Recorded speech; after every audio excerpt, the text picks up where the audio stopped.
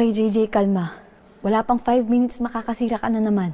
Kakasabi mo lang hindi na tayo magiging pasaway dito. Excuse me po, saan po ito?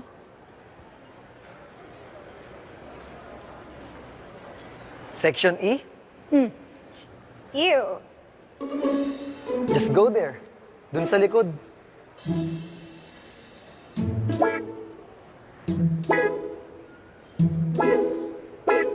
Bayaw? Makajudge naman kanina si ate. Ano naman kung section E ako? Alam ko last section yun dito, pero hindi naman din kasi maganda records ko dati. Ano magagawa ko? Wala naman akong choice. Wala naman siguro masama maging section